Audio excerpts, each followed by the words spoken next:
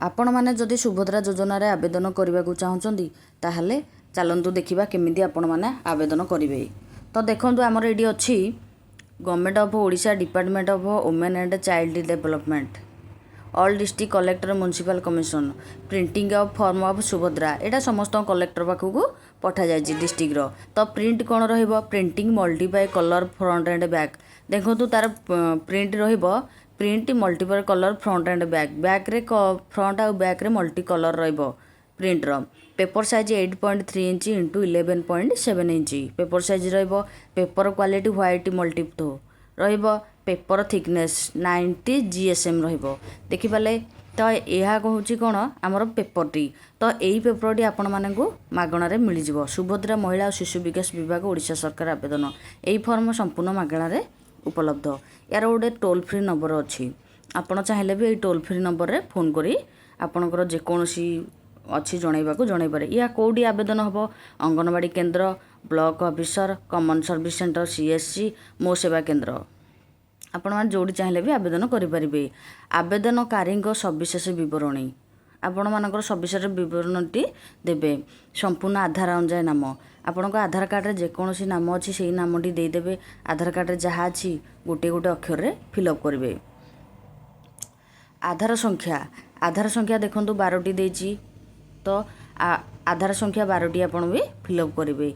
स्वामी पिता नाम आधार अनुजाई स्वामी और पिता नाम आधार अनुजाई जहाँ भी किसी नाम थी आपण स्वामी नाम थिले स्वामी नाम देवे किंबा पिता नाम थिले पिता नाम देकी फिलअप करेंगे।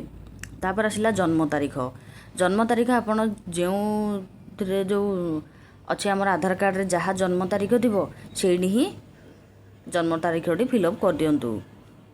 जाति आउटे वर्ग साधारण वर्ग किंबा अनुसूचित जाति साधारण वर्ग होते साधारण वर्ग रे टिक करेंगे अनुसूचित जाति होते अनुसूचित जाति टिक करेंगे अनुसूचित जनजाति होते अनुसूचित जनजाति उपरे क्लिक करेंगे।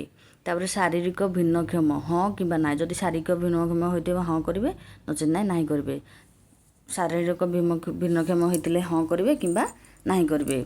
आधार संयुक्त मोबाइल नंबर आपण को आधार नंबर रे जेकोसी मोबाइल नंबर थी जहाँ भी किसी मोबाइल नंबर थी आपण आधार संयुक्त मोबाइल नंबर टी देदेवे। तापर विकल्प मोबाइल नंबर कौन अल्टरनेट मोबाइल नंबर एटी देदेवे आधार थिबा गोटे नंबर देवे ता संगे विकल्प नंबर गोटे भी देदेवे। विकल्प नंबर दे सारा पर एडे आसला हमर जिला विकल्प नंबर टी देदेवे दे सारा पर आउडे आसला जिला आपण को जो जिल्ला रु हेतिबे सेही जिल्लार नाम देदेवे। ग्रामांचल निमंते ग्राम देवे जहार जो गाँ ता ग्राम देवे तापर ग्राम पंचायत देवे तापर ब्लॉक देवे। सहरांचल निमंते वार्ड नंबर टी देवे वार्ड नंबर दे सारा पर तापर आसला रूराल लोकल बॉडी जहाँ थी देदेवे सहर कि नगर देदेवे। आधार सक्षम संचय खाता थिबा बैंक नाम आपणकर आधार नंबर लिंक थिबा बैंक नामटी ये देदेवे। जदि आपण मैंने जानी ना जे आपणकर केउटी आधार नंबर रे लिंक अच्छी कि ना तो सेटा आपण मैंने बैंक को जाई सेठी बैंक वाला संगे कथबार्ता है तो चेक कर दिंतु अच्छी ना ना तो आप आधार कार्ड नहीं बैंक वाला को देदेले से आपणकर करदे आपड़ ये भाव जानीपारे। जेकोसी आपणकर बैंक खाता रे जहाँ आधार लिंक होती से बैंकर नामटी आपड़ ये फिलअप कर दिंतु। आ जो मैंने जानी पारना से मैंने निकटस्थ बैंक को जाइए परामर्श करूँ। तापर आसला ग्रामांचल निमंते जिला देदेले ग्रामांचल निमंते सबकिछि फिलअप कर सारापर सबकिछि नंबर देदेले दे सारापर आप देखो एपटे जे घोषणा नाम अच्छी तो घोषणा नाम कौन अच्छी देखु मु ओडिशार बासिंदा अटे टिक कर 1 जुलाई 2024 सुधा मोर बयस 21 वर्ष किंबा ताठारु अधिक एवं 60 वर्ष कम अटे टिक करतु। मु कौन सी राज्य किंबा केंद्र सरकार योजना अधीन में मासिक 1500 टंका अथवा ततुर्थ किंबा वार्षिक 18,000 टंका अथवा ततुर्थ आर्थिक सहायता पाइना राशि पाऊना टिक कर दिंतु। मु किंबा मो परिवार कौन सदस्य वर्तमान किंबा पूर्वतन सांसद एमपी किंबा विधानसभा सदस्य नुहति टिक कर दिंतु। मु मो परिवार कौन सदस्य आयकरदाता नुहति टिक कर दिंतु। मु किंबा मो परिवार कौन सदस्य कौन सहरांचल स्थानीय संस्था किंबा पंचायत राज अनुष्ठान जड़े निर्वाचित जनप्रतिनिधि नुहति କାଉନସିଲର ୱାର୍ଡ଼ ମେମ୍ବର ଆଉ କାଉନସିଲରଙ୍କୁ ଛାଡ଼ି କାଉନସିଲର ବ୍ୟତୀତ ଟିକ୍ କରିଦିଅନ୍ତୁ। ମୁଁ କିମ୍ବା ମୋ ପରିବାରର କୌଣସି ସଦସ୍ୟ ଭାରତ ସରକାର କିମ୍ବା ରାଜ୍ୟ ସରକାରଙ୍କ କୌଣସି ଅଣ୍ଡରଟେକିଂ ଅଥବା ବୋର୍ଡ଼ ଅଥବା ସ୍ଥାନୀୟ ଅଥବା ବିଭାଗରେ ନିୟମିତ କିମ୍ବା ସ୍ଥାୟୀ କିମ୍ବା ଚୁକ୍ତିଭିତ୍ତିକ କର୍ମଚାରୀ ଭାବରେ ନିଯୁକ୍ତ ନୁହନ୍ତି ଅଥବା ଅବସର ପରେ ପେନସନ୍ ପାଉନାହାନ୍ତି ଟିକ୍ କରିଦିଅନ୍ତୁ। ମୁଁ କିମ୍ବା ମୋ ପରିବାରର କୌଣସି ସଦସ୍ୟ ଭାରତ ସରକାରଙ୍କ କୌଣସି ସରକାରୀ ବିଭାଗ ଅଥବା ଉଦ୍ୟୋଗ ଅଥବା ବୋର୍ଡ଼ ଅଥବା ସଂଗଠନ ଅନୁସାରେ ରାଜ୍ୟ ସରକାରଙ୍କ ଜଣେ ନିର୍ବାଚିତ ପ୍ରତିନିଧି ନୁହନ୍ତି ଟିକ୍ କରନ୍ତୁ। ମୋର କିମ୍ବା ମୋ ପରିବାରର କୌଣସି ସଦସ୍ୟଙ୍କର 5 ଏକରରୁ ଅଧିକ ଜଳସେଚିତ କିମ୍ବା 10 ଏକରରୁ ଅଧିକ ଜଳସେଚିତ ଜମି ନାହିଁ ଟିକ୍ କରିଦିଅନ୍ତୁ। ମୋର କିମ୍ବା ମୋ ପରିବାରର କୌଣସି ସଦସ୍ୟଙ୍କର 4 ଚକିଆ ମୋଟର ଯାନ ମାନେ ଟ୍ରାକ୍ଟର, ମିନି ଟ୍ରକ୍ ଏବଂ ଛୋଟ ବାଣିଜ୍ୟ ଯାନ ଏବଂ ସମାନ ହାଲକା ମାଲବାହୀ ଯାନ ବ୍ୟତୀତ ଟିକ୍ କରିଦିଅନ୍ତୁ। ମୋ ପରିବାରର ବାର୍ଷିକ ଆୟ 2,50,000 ଟଙ୍କା, କେବଳ 2,50,000 ଟଙ୍କାରୁ କମ୍ ଟିକ୍ କରିଦିଅନ୍ତୁ। ଏତଦ୍ ବ୍ୟତୀତ ମୁଁ ନିମ୍ନଲିଖିତ ପାଇଁ ସମ୍ମତି ଜଣାଉଛି।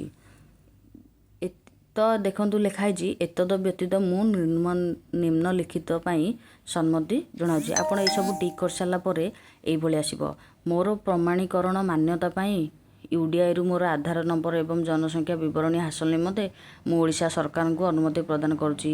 ଏହି ଉଦ୍ଦେଶ୍ୟ ପାଇଁ ନିଜକୁ ପ୍ରମାଣ କରିବାରେ ମୋର କୌଣସି ଆପତ୍ତି ନାହିଁ ଏବଂ ସମ୍ପୂର୍ଣ୍ଣ ଭାବେ ଜ୍ଞାତ ଯେ ଏହି ସୂଚନା କେବଳ ଉପରୋକ୍ତ ଉଦ୍ଦେଶ୍ୟରେ ବ୍ୟବହୃତ ହେବ। ମୋର ଅତିରିକ୍ତ ATM ଡେବିଟ୍ କାର୍ଡ଼ ଜାରି କରିବା ପାଇଁ ମୋର ଆଧାର ସକ୍ଷମ ବ୍ୟାଙ୍କ ଆକାଉଣ୍ଟକୁ ରକ୍ଷଣାବେକ୍ଷଣ କରୁଥିବା ବ୍ୟାଙ୍କ ପରାମର୍ଶ ଦେବା ପାଇଁ ମୁଁ ଓଡ଼ିଶା ସରକାରଙ୍କୁ ଅଧିକାର ଦେଉଛି। ଓଡ଼ିଶା ସରକାରଙ୍କ ଠାରୁ ଡିବିଟି ପ୍ରାପ୍ତ କରିବା ପାଇଁ ମୁଁ ମୋର ଆଧାର ସକ୍ଷମ ବ୍ୟାଙ୍କ ଆକାଉଣ୍ଟ NPCI ମ୍ୟାପର ସହିତ ସଂଯୋଗ କରିବାକୁ ମୋର ଅନୁମତି ଦେଉଛି।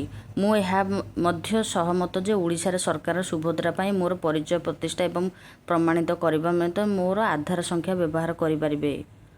ମୁଁ ସୁଭଦ୍ରା ଯୋଜନା ଅଧୀନରେ ଥିବା ସମସ୍ତ ନିୟମ ଆଉ ସର୍ତ୍ତାବଳୀ ସହମତ। ଦେଖନ୍ତୁ ଏଇଠି ଗୋଟେ ନିୟମ ଆଉ ସର୍ତ୍ତାବଳୀ ଅଛି। ଆପଣ ଏହି ସର୍ତ୍ତାବଳୀ ସବୁ ଦେଇଦେବେ। ତ ଏଇସବୁ ଆପଣ ଯେଉଁ ଫିଲ୍ଅପ୍ କରିବେ ଏଇସବୁ ସେଇଥିରେ ଆସିବ। ତ ଆପଣ ଏଥିରେ ଟିକ୍ ଚିହ୍ନ ମାରି ସବୁ ଫିଲ୍ଅପ୍ କରିବେ। ମୁଁ ସୁଭଦ୍ରା ଅଧୀନରେ ଥିବା ସମସ୍ତ ନିୟମ ଓ ସର୍ତ୍ତାବଳୀ ସହମତ। ତା'ର ନିୟମ ଅଛି, ସର୍ତ୍ତାବଳୀ ଅଛି।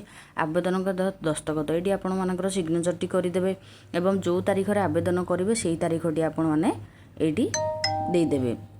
ତ ଏଇସବୁ ଭାବରେ ସୁଭଦ୍ରା ଯୋଜନା ପାଇଁ ଆବେଦନ କରିବାକୁ ପଡ଼ିବ। ତ କରିସାରିଲା ପରେ ଆପଣ ଆପଣଙ୍କ ନିକଟସ୍ଥ CSC କିମ୍ବା ଅଙ୍ଗନବାଡ଼ି କିମ୍ବା ବ୍ଲକ ଅଫିସରେ ଆପଣମାନେ ଯାଇକି ଦେଇପାରିବେ।